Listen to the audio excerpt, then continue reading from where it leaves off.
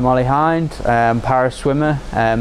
Competed at 2 European Championships, 2 World Championships, Paralympic Games and Commonwealth Games as well. And I've won a gold medal at each one of those. Also recently broke the world record at the World Championship.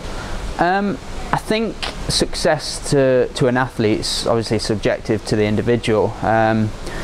Obviously it's about the goals that you set yourself, that you want to achieve day in, day out.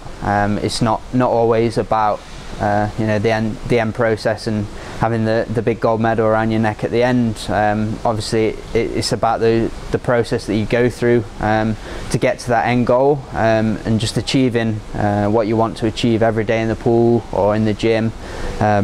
Just kind of taking those steps towards obviously hopefully winning the gold medal at the end. When it comes to elite sport, there's a bit of both there. Obviously you need the natural talent, the natural ability, but I think when you get to the elite level of sport, you've kind of got to presume that everybody's got that. So you know what can separate you from the best and what can make you the best is the hard work, and there's no substitute for that hard work. You've got to come in every day in the pool, in the gym, or whatever sport you're doing, and just put in the work, and that's how you achieve the top level of success in sport. Yeah, definitely. I think it's probably a misconception that people have that top athletes, they're just always having success, continuous success, but it's not always like that.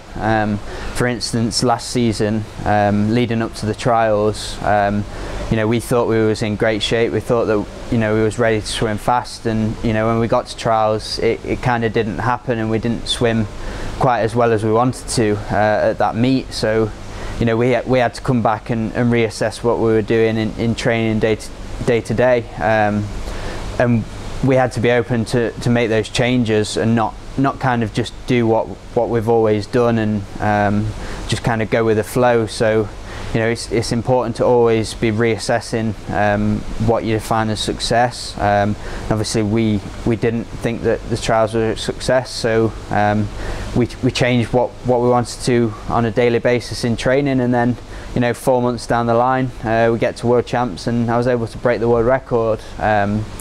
So I think for me personally in my career, that's probably one of my biggest successes, not just because of the world record, but because of the failures that preceded it. And it wasn't just given to me, and we had to reassess what we were doing and work really hard at it. So what appears to be a failure might not necessarily be a failure in the big picture, and you can use that disappointment to springboard onto a success later on in the season, or later on in your career. And that can be what defines the top level athletes, that when they have these disappointing moments in their career, it doesn't define them, and they can get up from that and they can learn from it and improve. And so yeah, I think that's something that every athlete needs to be able to do, because it's not going to be a smooth ride all the time. You're not going to be able to continually improve